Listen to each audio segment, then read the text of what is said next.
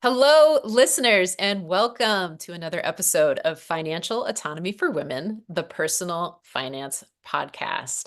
My name is Maureen Paley. I'm your host for this podcast. I am a life, career, and financial coach. And this podcast is for anyone that has received the gendered conditioning that comes with being assigned the female sex at birth. So if you are a member of that community, if you love a member of that community, this is a show for you. So we talk about all sorts of things personal finance related on this podcast. And I just get so tickled and excited when I have a guest on and we get to have the best conversations. And today is absolutely no different. We are recording this at the end of December 2024. We're moving into the new year. So everybody's talking about New Year things and thinking about New Year things. And I'm sure, you probably are bombarded with all sorts of newspaper articles and social media posts about what you can change about yourself for the new year. And we're going to talk a little bit about how to take that concept back and start building excitement about what you can do and very well may do in this new year. So let me get to the title of this episode. The title of this episode is Forget About Making Resolutions. Focus on creating your vision for the new year instead. And I have a very special guest that I am so excited to introduce you today. Her name is Mary Polanco. Mary Polanco is the founder and CEO of Live and Lead Well LLC, a visionary company with the goal of igniting personal growth awareness, insight, and support on a global scale. Currently, she is a second-year doctoral student at William James College in the Leadership Psychology program. Mary is also an author, experienced leadership trainer and consultant, transformational speaker, and curriculum developer. Her expertise in leadership and personal growth is evident by her hands-on approach through individualized workshops, personal one-on-one instruction, and keynote presentations. Mary served 23 years in the United States Air Force in multiple high-level leadership positions. Her final assignment was as the Senior Enlisted Advisor to the Air Force Resilience Directorate at Headquarters Air Force, located at the Pentagon in Washington, D.C. She continues her passion for resilience as a certified trainer for the Resilience Building Leadership Program and as an emotional intelligence assessment coach. Mary draws from her 2 decades of experience leading multicultural teams, as well as her personal experiences through adversity, to share her message of prioritizing self-health, well-being, and resilience. She has helped countless people through her authentic, compassionate approach and continues her dedication to serving others through her outreach on multiple online forums. Mary Polanco, welcome to the podcast. I'm so excited to be here. Thank you so much. What a lovely introduction. That was a lovely introduction. Tell me what it's like to hear that introduction about you. I always wonder what that's like. I know because I've been a guest on other podcasts and people read my bio and it's a really interesting experience. So what was that experience like for you hearing me talk about your background in resilience and leadership and well-being? I think it's a great reminder and sort of, we always talk about like celebrate your wins and be proud of things like that and remind yourself of all the things you've done.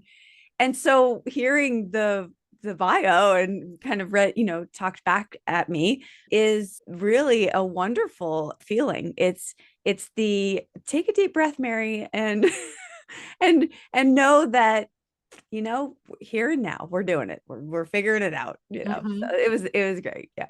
I love it. Thank you for sharing that. Yeah. So, oh my God, Mary, I cannot wait to get into this conversation. And as you know, this is a personal finance podcast. And now we're not technically going to talk about a personal finance topic per se, but we've got the new year coming at us full force. 2025 is here, and everybody is probably thinking about or hearing about resolutions.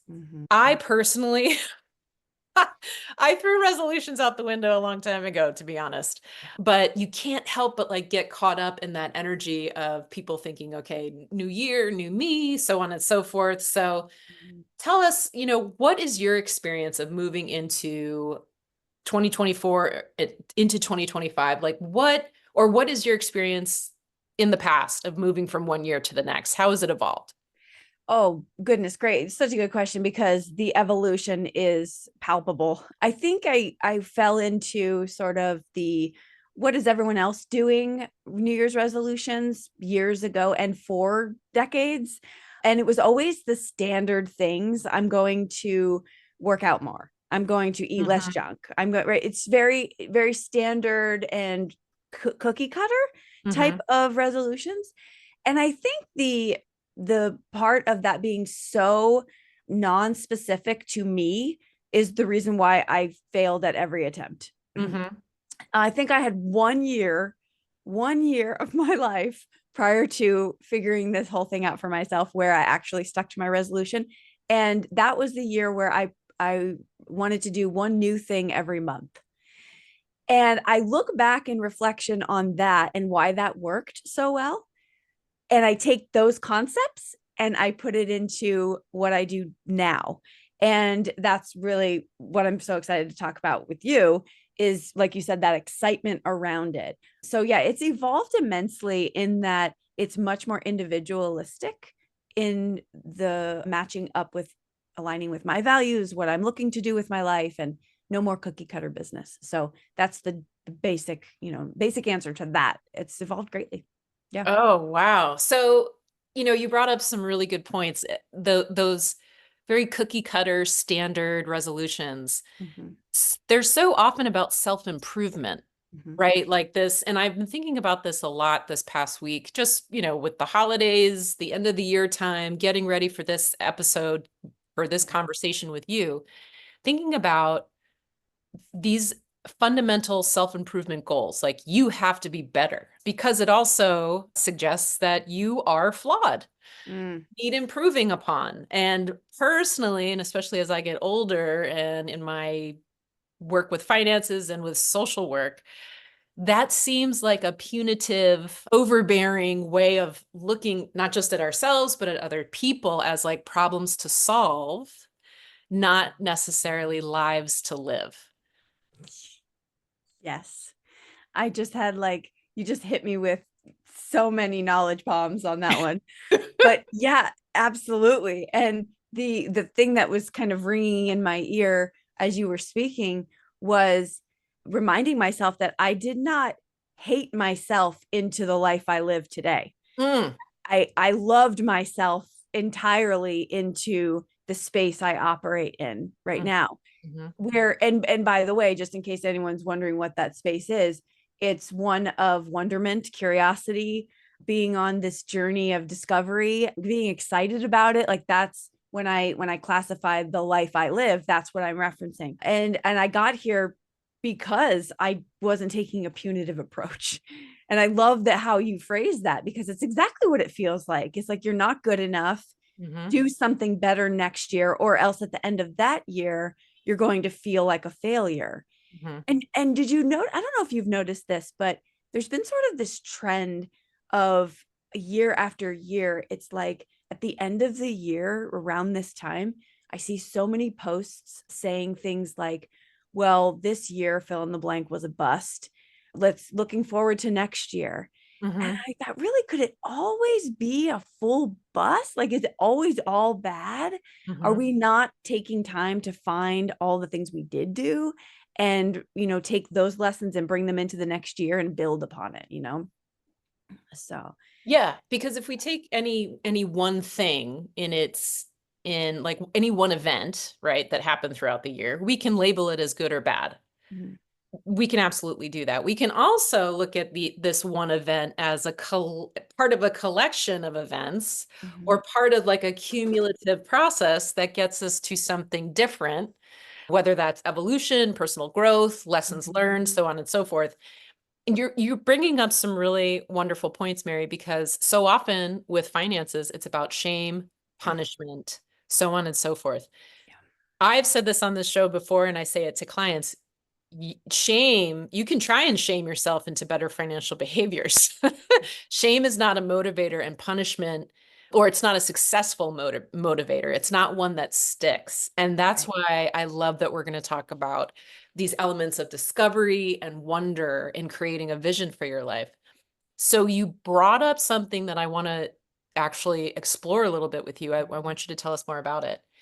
That year that you went in saying, I'm going to do something new every month, because Mhm. that sounds like running this experiment in discovery. So tell us about what got you to that place. What did you learn? What are some of the things that you did?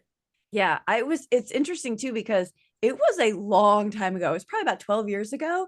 Mhm. And I don't know what sparked me to do it because it was like in the middle of, and then I just reverted back, I think, to some of those cookie cutter things when I was tired the years after that. But during that year, I think, I don't know what sparked it necessarily, but I can tell you that I wanted to do something different with the resolution. I still felt pressure to have a resolution because everyone asks you about it. Mhm. So I wasn't standing in my, confidence at that moment to say, I'm just living life, right?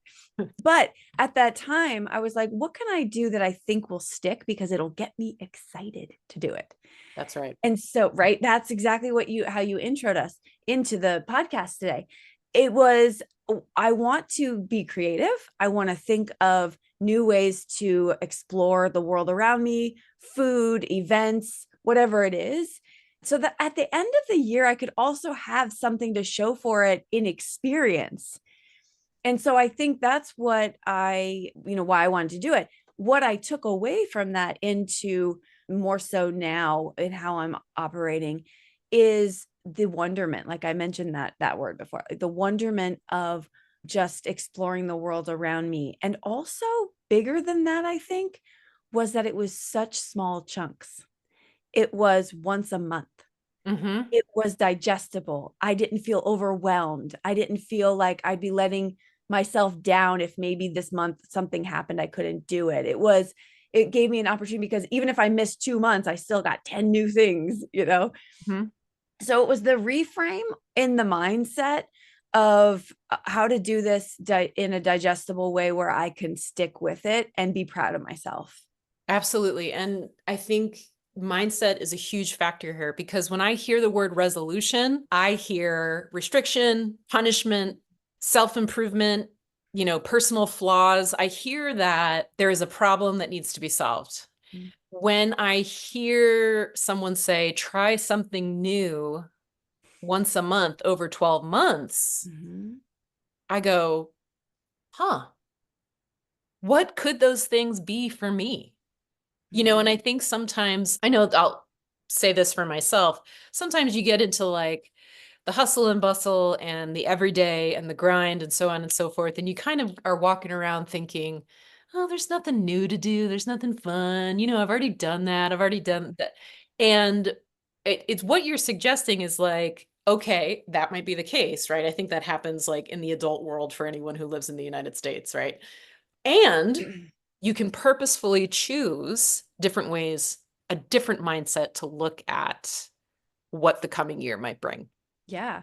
Yeah. And it could be, this is the part that is fun about that Hmm. because again, you're getting yourself out of that cookie cutter thought about the things around you. One of my new things was to try a date, like right, like the fruit. Yeah. Okay. So there was some like never had that before. Yeah.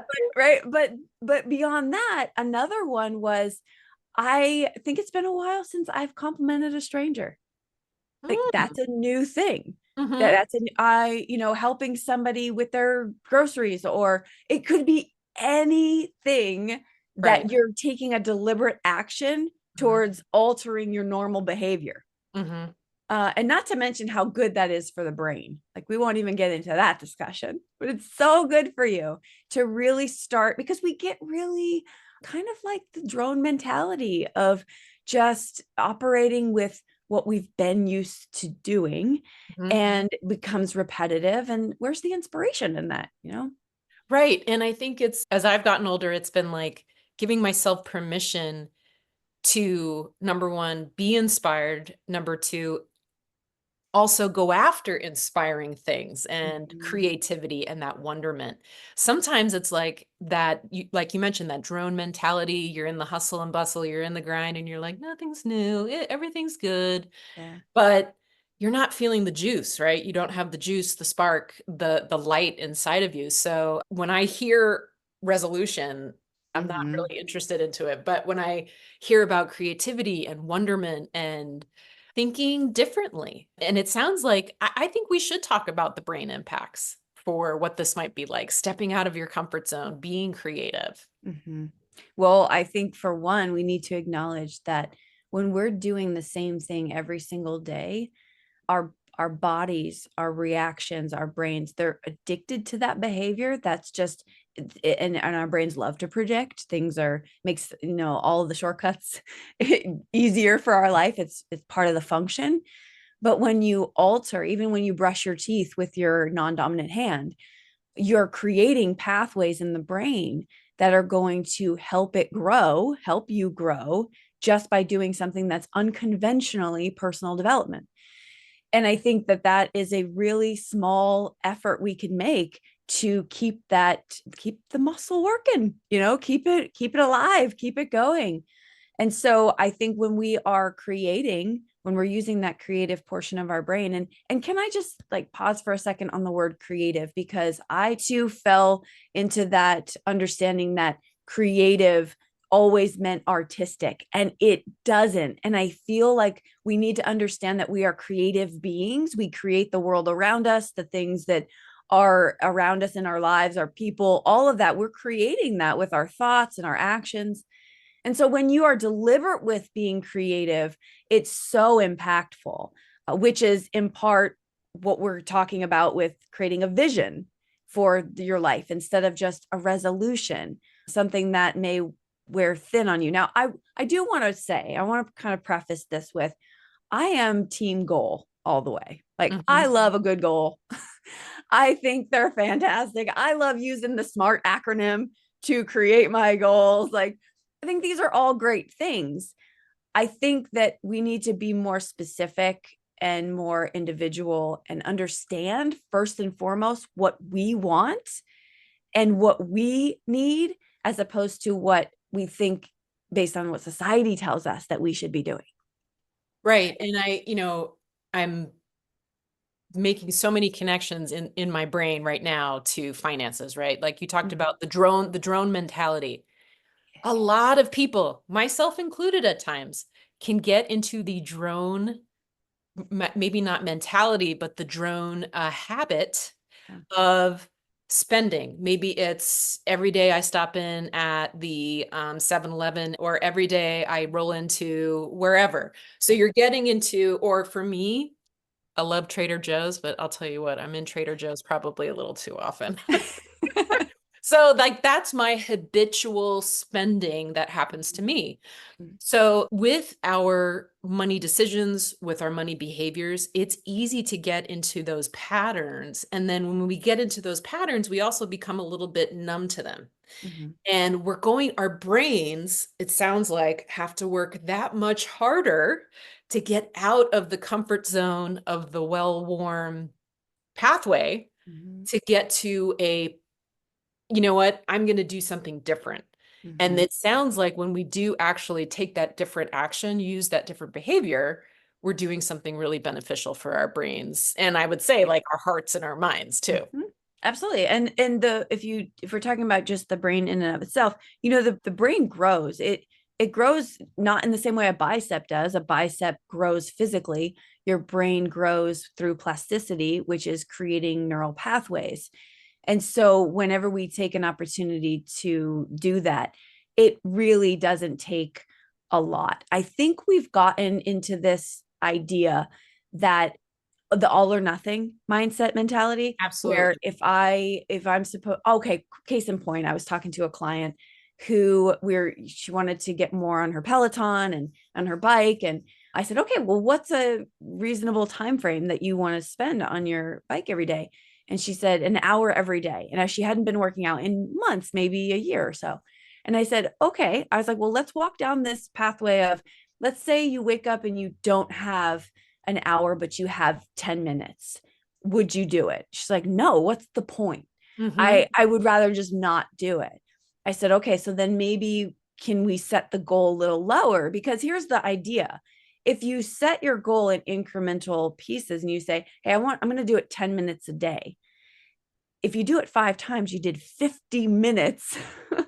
50 minutes. And isn't it less daunting if you're just starting out to say, well, I could do 10 minutes. It's only 10 minutes, right? And so I think we need to understand that we have to eradicate the all or nothing mentality, because really things are built on consistency, and over time that's really the focus where we really should be placing it. You know what I mean? So great points, and I think that that's a really important piece to remember as we move forward with this conversation even. Yeah. So again, connecting it to finances, I can think of so many clients that I've worked with who maybe their credit score was challenged, right? Yeah. It wasn't in an ideal place, or the debt that they were carrying was more than they were very much comfortable with. They were beating themselves up, so on and so forth, right? Same thing about the resolution to go lose 25 pounds. Mm-hmm. Feel like you have to do it. You feel like you should do it. Your credit score should be in a better place. You have to do it. You should do it. Let's wipe away that reasoning just for a second. Maybe not even wipe it away. I say put it on the shelf. Just, Mm-hmm. you can go back to it later if that works for you. Put it on the shelf. What would healthier credit mean to you in your life, in your everyday life? What would lower numbers on the scale mean to you in your everyday life? What would change about your life in Mm-hmm. the people that you spend time with, the things that you do with your time, so on and so forth, how you just feel in your body, right? So when we start to like investigate those aspects and put the shoulds on the shelf, we start to get excited, because a lower debt burden and a higher credit score might mean I have more cash flow to actually take my kids on vacation. I can actually invest in a 90-minute massage once a month as part of my self-care. I can basically, you fill in the blank. And then when people think about, God, I get to take my kids on vacation, like, oh God, that would be so fun. And then we would have this memory and so on and so forth. There's a lot more excitement in there than, oh, I'm a problem that needs to be solved. This is a problem that needs to be solved. So something that we've kind of alluded to a little bit in our conversation is the mindset towards restriction and how that can actually set us up for failure. And I think whatever the scenario is, if we're talking about money or health or relationships, like whatever the changes that we want to make, I think it's really important that we add something positive instead of keep taking away. So if I know that maybe I like my particular snack every day and I'm not ready to give it up, maybe I can add a couple cups of water and I can balance out just creating new habits in small increments so that I am getting more full with my water. That's a good side effect. Maybe I don't feel the need to snack so much. Like there are ways that we can balance that out in a way where we don't feel like we're constantly restricting and taking things away. I know that when I do that, I don't succeed in reaching the goal. Right. And the restrictions that you're talking about, when I talk about budgeting, it's very understandable. I even have a reaction to it like, ew, budget, gosh. And when we look at budgets, not as restriction, but opportunity, and budgets as a tool to get to that wonderment and to get to that excitement and the ways that we want to feel, we do it not through a lens of deprivation and restriction, but we're doing it as this can add to my life. And that is a journey, because we've been, again, this whole like, this is a problem that needs to be solved lens is like, okay, this is the only way to fix it.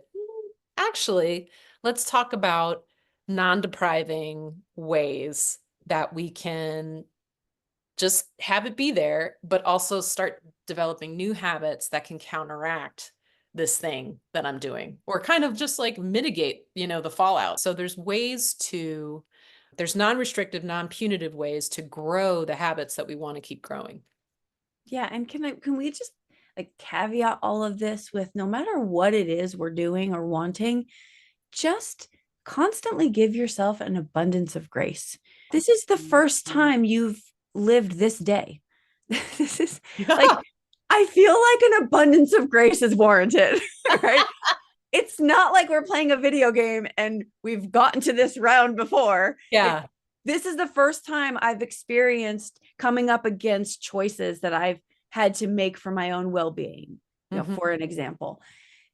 Then give yourself that pause and say, okay, well, first and foremost, have a supportive mindset for your own self as you're entering into making these changes. It will pay dividends for you because the external world already is harsh and we are harsh on ourselves. We're self-critical.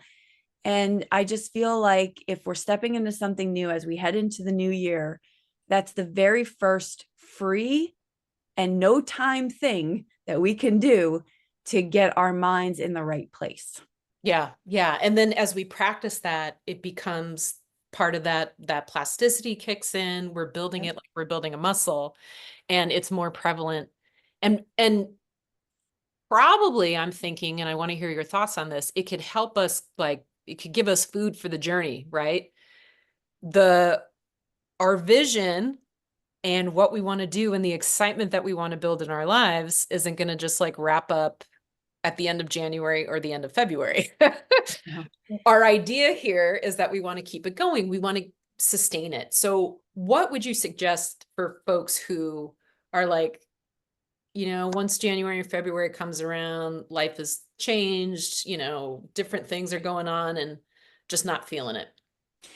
So I think that are you saying like what would be best to keep the momentum? I think so. Yeah. I think that for one, I never subscribed to this. I didn't believe in it. I didn't understand it. But the smaller the and we're talking goals here, and I'll separate that from vision in a second. Mm-hmm. But with a goal, the smallest change you can make with that goal, the more likely you are to stick with it. Mm-hmm. So I'm going to give an example because this is a common one for the new year and it is cookie cutter, but I feel like it can resonate with a lot of people, and that is fitness, Right. moving your body more. A lot of us want to do that more. So I know this seems extreme, but what normally happens when January 2nd comes around, the gym is flooded. Yes. People are on every machine, everything. They're setting out their goal for best foot forward. They're going. Instead of that, how about you set your clothes out for a week and you just get used to that habit? Just every night before bed, set your clothes out of what you would wear to the gym. Uh-huh. And then after that week or two, you say, I'm going to put those clothes on and I'm going to stretch for 5 minutes. And then I'm going to go get a shower and I'm going to get ready for work. Like, Uh-huh. then you build on that Yeah. and you step into the new habit where it becomes part of your routine. Yeah. It's not weird anymore. It's not daunting. Right. Because I tell you, if you go from not working out to January 2nd saying you're going to get up at 5 a.m. and start a 2-hour morning routine, that is going to be short lived. Yeah. You will crash and burn. You'll crash and burn, right? I mean, some people don't. I think there's Mhm. probably like 10 to 12% that don't, Mhm. but generally speaking, you want to create habits in incremental spots. And I did that. And I'll give a real life example for myself. Mhm. I wanted to read more. Mhm. And when I first said to myself, I wanted to read more, this was about 3 years ago, I was like, okay, I'm going to read a book a month. Okay. And so as that month would go on, we're like 3 weeks in and I haven't cracked a page. What do you think happened? Like stress, shame, guilt, you suck, like all of that was kicking Mhm. in. Yep. Okay, didn't work. You know what did work though? Setting a 10-minute timer, reading for 10 minutes and closing the book after that 10 minutes was over. I Mhm. read 13 books in Mhm. 10 months because I set a 10 to 15-minute timer. Right. And so it gave me dedicated time, get dedicated space. I was able to do it in small chunks. Right. And so I really think that is like the greatest thing we can do to keep the momentum. Yeah. So it sounds like in developing your vision or going after your vision, maybe I'd say, and this probably is true. This sounds like we're saying that this is true for going after goals too. Let go. This is all an episode about letting go. Let go of the resolutions and let go of the all or nothing attitude, because the all or nothing attitude is going to almost ensure you're not sustaining it. So it's I'm going to get to the gym at 5 a.m. on January 2nd and work out for 2 hours. I'm going to do that every day, or I'm going to do that 5 days a week, right? This is also for folks who are looking at a big amount of debt and they're like, well, it's so much debt, I can't even, it's hard to picture actually like getting it down because it's such a big number. Yeah. And I've said it before on the podcast, like for an example of debt, and the same is actually true for the example of building wealth. Small, consistent steps over time. It is a slog. You must be patient. You must give yourself grace. That is the way to sustain it. That is the way to get there. So when we go, we look at maybe our bank account or we look at our credit card bills or what have you, and you're like, oh my God, it's so much. I'm going to have to put so much on it. Actually, you put a little bit on it, you develop a strategy, you see it through, you can get there. So I think step number one for your vision, everybody, is go ahead and let go of the all or nothing and embrace the tiny baby steps.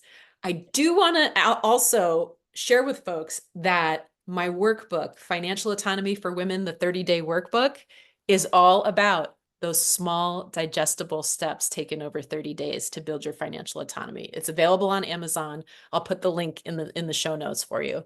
But this is actually the most reliable way, it seems. And I've run the experiment myself as an adult, trying to do things, trying to make things happen. I'm like, oh, yeah, that doesn't work, that old way of doing it. But if I do a baby step, if I do the bite-sized thing every day or most of my days, I seem to be getting somewhere. Yeah. No, I love that. I love your first step to the vision. That would be my first step recommendation as well, is the letting go. Letting go of some of the preconceived ideas that we have surrounding how we should set our goals, how we should do things, creating a space for what works for your own life. I think that is not talked about enough, because we're getting our information and questioning the information, like Right. always coming back to saying, okay, this is the advice I was given. How does this align with what I'm trying to do? Where can I make this work? Instead of, that's not going to work for me, Mm-hmm. or jumping all in blindly. There's a curiosity that we have to surround ourselves with, of how can I make this work? I see where this worked for that person. Where are the similarities? Mm-hmm. And where can this fit into my lifestyle as well? I think that's hugely important when we're talking about goal setting and vision planning, is letting go of those preconceived ideas. But I do want to talk about vision planning from a more, I guess, generalized framework, and how it's different from goals. Mm-hmm. When we are setting goals for ourselves, there's a lot of things that are recommended to see that goal through. So I'm going to use the SMART acronym because I think people are familiar with it. I'll tell you what it stands for. It stands for specific, measurable, attainable, realistic, and time-based. And what that acronym and that format does for us is it allows us to set a goal, to be specific about it, to then follow it, to measure it, and to see if we've accomplished it. I think that is a wonderful thing to do. And I think we all have to have goals. I have my goals ready for 2025. But how it differs from vision planning is that you don't need anything from that acronym except the first letter. You just got to be specific. Ooh. And this is a very difficult thing for a lot of people to buy into or digest, Mm-hmm. because we are trained in operating in the how to do things. Mm-hmm. It's like, you ask an 18-year-old, where are you going to go to college? I'm going to go here. Well, how do you plan on paying for that? Or, I'm going to do this job. Well, how? How are you going to get it? When you're vision planning, take a step back and give yourself some time to just be, sort of make a date with yourself. Have a piece of paper, a pen, maybe your favorite beverage, and decide that you are going to just envision what you want for your future in potentially the most unrealistic way possible. And I say that because even if you told me, Maureen, what your vision was, you might say, let's say something on it seems unrealistic to you. It's realistic to me. Right. So having that moment with yourself of saying, yeah, I want to, and let's go back to the specifics. I want to write down my vision for all of these categories of my life very specifically, but I'm not going to focus on how I'm going to do it, when it's going to happen, right? Who's going to be involved necessarily to make it happen. I'm just going to write it down. Mm. And that in and of itself is a new concept for a lot of us. Right. So just start there. Just sit with your thoughts for a little bit of how do I even envision my life? And so I'll pause there just to see like where I can dive in a little bit more specifically for that. So this is basically step number 2. So step number 1 for creating the vision is throw out the all or nothing. That to me sounds like clean slate. Like I'm going in with what Buddhism calls a beginner's mind, not an expert's mind, right? Not my skeptical, jaded self. Like that's not going to work. That's never going to happen, so on and so forth. I'm going in brand new to this. My all or nothing is on the shelf. And then step number 2 is about getting specific, and just listening to what you were saying had me thinking of one of my favorite, I'm not going to be able to repeat it verbatim, but one of the concepts in Jen Sincero's You Are a Badass book is it's not the how, it's the what. You've got to start getting clear on the what it is that you want your life to be about or include or what you want to have. The how shows up eventually.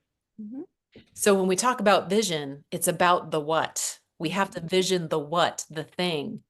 The how will show up. And I think maybe we'll start talking about this in a few minutes, but the juice that we get from the visioning, from the getting specific, kind of sparks that excitement, which also doubles into our why, the why I want this in my life. And for me, I call that, I've said this before with financial stuff, but I believe it in anything you want to bring about in your life. That is the glue that makes things stick. So we've got step number 1, throw out the all or nothing. We've got step number 2, get specific. It sounds like, Mary, the scene that you set with sitting down, writing it down, being bold, kind of being audacious about what it is you want your life to include. Be as unrealistic as you want to be. That's a very personal, sacred thing to do. And then where do we go from there? So I want to remind us all that when we are doing this, there's no one standing over your shoulder.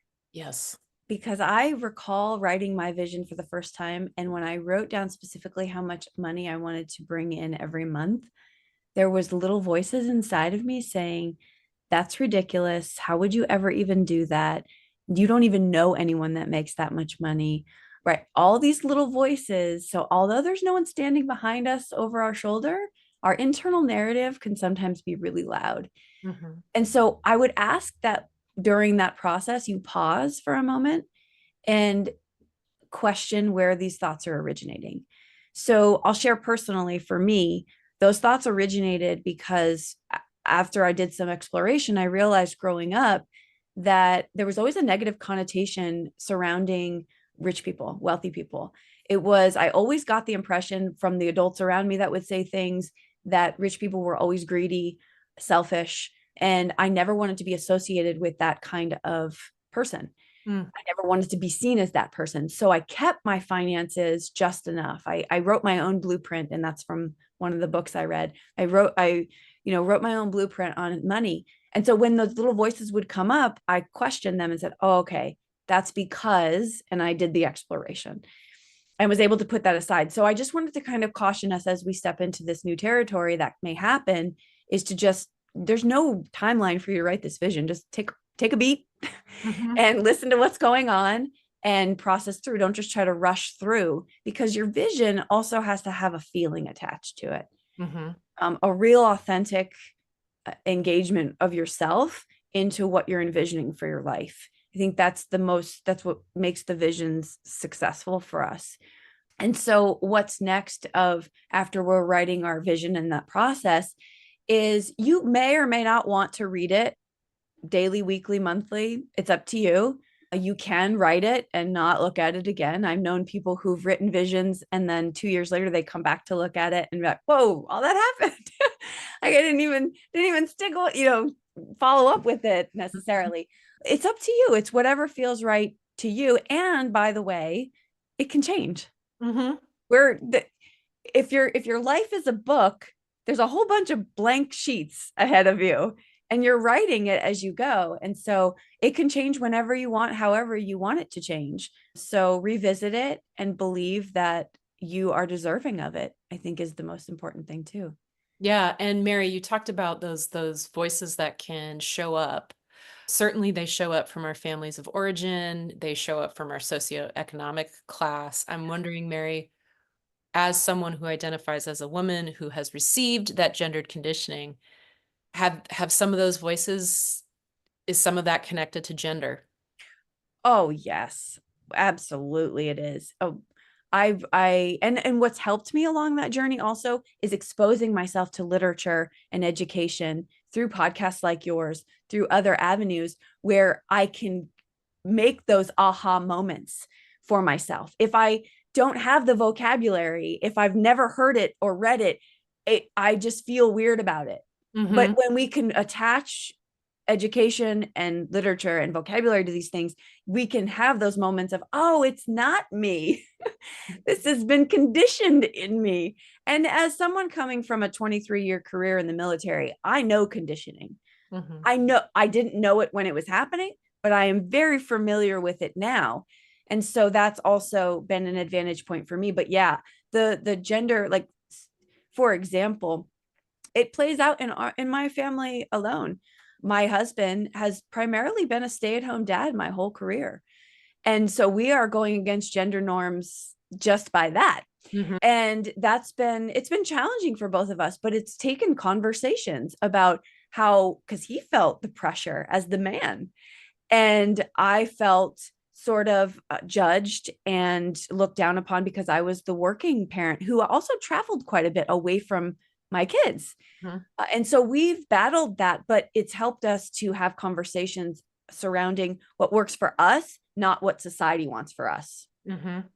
But yeah, I absolutely have felt that gender specific. Yes, Yeah. especially when we get like excited to talk about money, it's such a hush hush faux pas for us to express how much money we've pulled in or made or we plan on making. Like Mhm. that is so taboo for us to discuss with excitement. Right. And it's interesting. I saw recently Glennon Doyle was interviewed.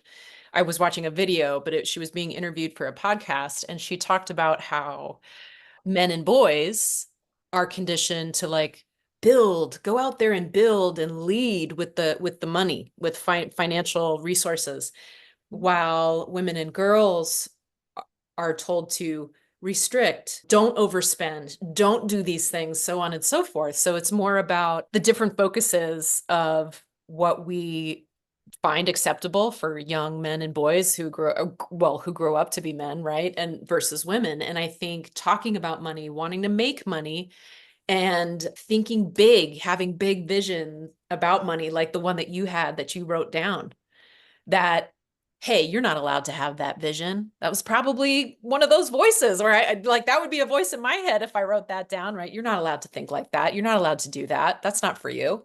Yeah. And also can we just talk about how it's okay to even as a woman, I catch myself thinking Absolutely. things that are sexist against women. And I think it's okay for us. We have to create spaces where it's okay for us to admit we're all part of the system. Hmm. And we've all been exposed to these things subliminally and overtly throughout our lives. I had a boss one time I was ordering t-shirts for our organization using his credit card. And in front of the organization, he said, yeah, I had a woman with my credit card, just, alluding to the fact that I would be frivolous and mindless and overspending. And I had like, that comment in and of itself got laughed at because we're in the system where this is okay to say. And so I actually privately mentioned that to him and said, that could really give off a bad perception, not only of me individually as one of their leaders, but also as a woman and what you're saying about women. And so things like that happen all the time. And I think we have to get rid of shaming people about it, but we have to have honest conversations about what this is doing and how it's impacting us as we're growing. Yeah, I think, and that's what this podcast is all about because it does have an impact. So thank you for bringing that up because if anybody's listened to the podcast before, I'm a systems person and this is what we talk about quite a bit. So I want to go back to the visioning and the connection that you made with like the excitement and the, like kind of like there's something about it that you kind of need to love, right? Yeah, I think first of all, it's what a wonderful act of self-care to sit down with yourself and to take a moment of creating a vision, creating what your life could look like for you based on your ideals. Yep. That's an act of self-care. And I wanted to point that out because I think we also need to reframe that word and that definition. Mm-hmm. It's so much more than what it's been put out there for and monetized and marketed. But this act of self-love, of taking the time for yourself to create something just for you that you don't have to share with anyone, it is exciting. It's exciting to take a possibility of what it could be. I caution us as we sit down and decide to do this, though, just be aware, like we talked about the narrative, internal narrative of, some feelings that may come up based on how you were raised. So it's not just internal narrative we may have created ourselves based from society, but also maybe how we were raised and things that the people in our lives currently, of the things they might say. I caution you to go back to step one of letting go and just being with that and making this sacred to you, and truly give yourself permission to be excited about it. I don't think that women do that enough. I don't think we give ourselves permission to feel hopeful and joyful. And we always have to have proof of something before we feel those things. Right. But it's okay to just feel hopeful and joyful and watch what comes subsequently from that. Yeah. It is very exciting. Mm-hmm. And what's even more exciting is to return to it. I actually, right before we sat down to record, I pulled out my vision from 2022 and I looked it over, and there are some very key points and key things that have come to fruition because I envisioned them for myself. It's important that you feel the emotion attached to what you're wanting for your life. If it feels forced or out of alignment, it's not meant for you. It's likely not going to happen. And I say that, I share that with all of you because as I look back on the vision, I could see where those things were not in alignment with me because I was still so new in my self-discovery journey. It doesn't mean I wrote anything wrong. It just means it changed over time because I became more aware of me and who I am and what I want. So it's an important piece. I will, if you allow me to, we'll come back to as probably the foundational anchor for all of this. Absolutely. And so I think we have a step 3 emerging, and I love 3-step things. Let's keep it simple. We don't have, again, this is all about keeping it simple and bite-sized. Step 3 is feel the emotion in the vision. And I'm going to put like / give yourself permission to be excited. Give yourself permission to be hopeful. Give yourself permission to, you might choose to, but you might just feel like you want to sing it from the rooftops. I mean, this is something that is so vital, I think, in connecting with ourselves internally, get excited about what that vision is can do for your life, is doing for your present moment. When we get excited about it in the present moment, when we act as if it's already here in the present moment, I think is that juice that kind of keeps us going for the long haul. Yeah, because you start to turn a lot of what you've been feeling into more support for yourself. And that is reinvigorating. Mm-hmm. Can you imagine, like, let's just say you feel kind of down in the dumps and your best friend comes over and says, "Hey, what's going on? Let's talk about it." And Mm-hmm. gives sincere words of encouragement. You're likely going to walk away feeling good. Yeah. You become that person for yourself. Yes. Because if you create habits where you speak kindly to yourself, you keep promises to yourself, you become that person, you are that person, things become easier, lighter, more exciting. It's not so, life isn't so draining. And so when I said put the clothes out every day for a week and you do just that, guess what you just did for a week? You kept a promise to yourself. Yeah. And then you could feel, because it's real, it's Yeah. a real thing that you did, Yeah. and you could really feel good about it, Right. you know? Yeah, and again, it's like planting these little seeds, right? You don't have to plant a big tree. You got to just put some seeds in. Some of them sprout, some of them don't. One thing I want to go back to, there will be tough times. Life is going to throw you some curveballs. It's going to feel like maybe the world is conspiring against you to take you out of your vision, to take you off path of it, so on and so forth. I want to ask you, Mary, about practices that have helped you continue to love your vision and be in the excitement of your vision. Your question is sort of exactly what I wanted to share. And I think, it was a great intro that you read about me. It sounds like I'm doing a lot, Huh? but I think a key missing component of that, and I do talk about this a little bit on my website intro for myself, but the key component I think is important to share with everyone is my absolute cognitive dysfunctional burnout that I reached and brought me just to my knees. I could barely do 1 to 2 functioning things in a day. And I was depressed, clinically depressed, and full of anxiety.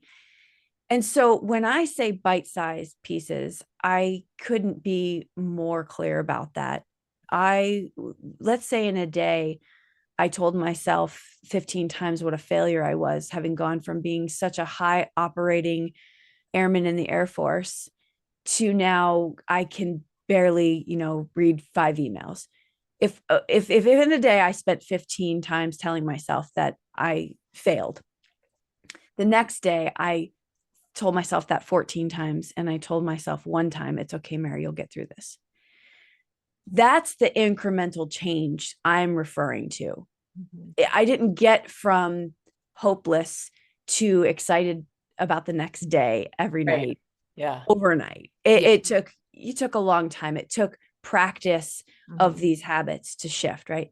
Mhm. So foundationally, and to get me there, you asked me, how did I do that? The practices that I implemented were that Mhm. of tiny shifts of self-grace and self-love, Mhm. and also making a commitment Mhm. to answer some of the questions I had been avoiding for decades, Mhm. making and reading Mhm. and exposing myself to different genres of material, Yeah. nonfiction material, in the finance space, in the spiritual space, in the leadership space, all these different places of just allowing myself time every day to just ask questions. Right. I feel like that is a foundational anchor of committing to a self discovery journey as you're implementing all these changes is going to be the anchor that keeps you consistent. You got to get curious. You know how when you start dating someone, you're just so curious about them? Like, Mhm. you want to know their favorite color. Yeah.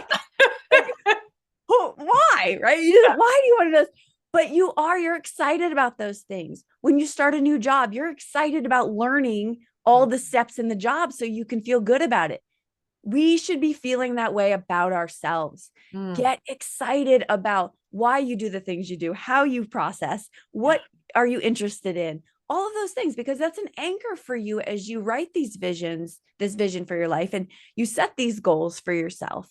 You're going to stay in alignment with that person you're discovering about. And the thing is, when you're telling yourself 15 times a day that you're a failure, you're not curious about yourself, right? And I want to be very clear, being in that space may not be a matter of will at all. Mm-mm. For those of you that may resonate with that, may have experienced clinical depression and clinical anxiety, there's so much that our physiology is in control of there. So I want to make sure that we kind of take a beat and be like, you know what?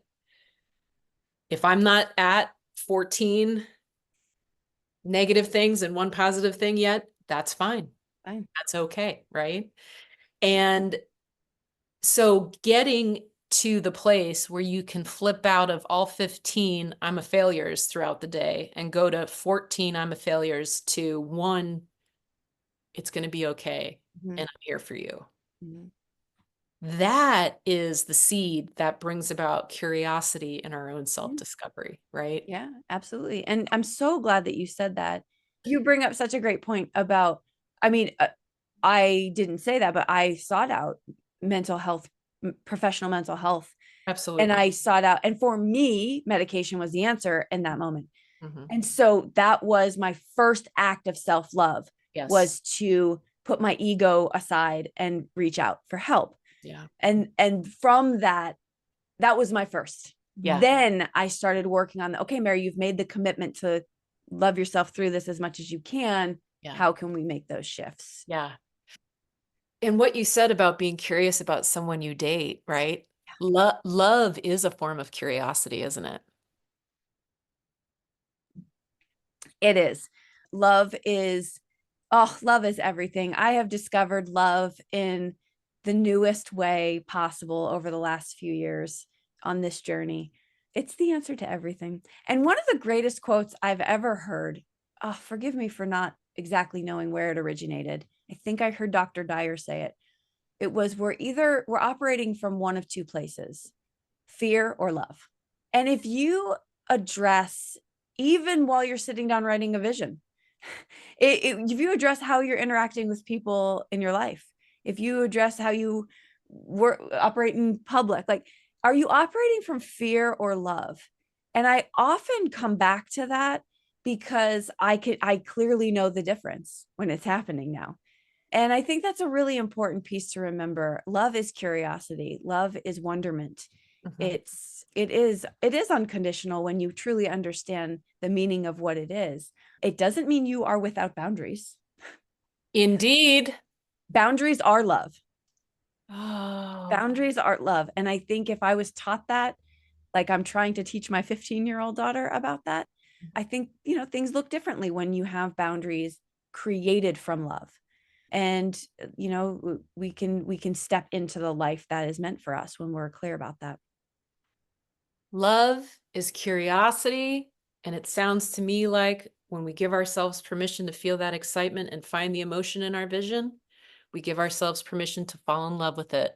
But honestly, this conversation has completely energized me.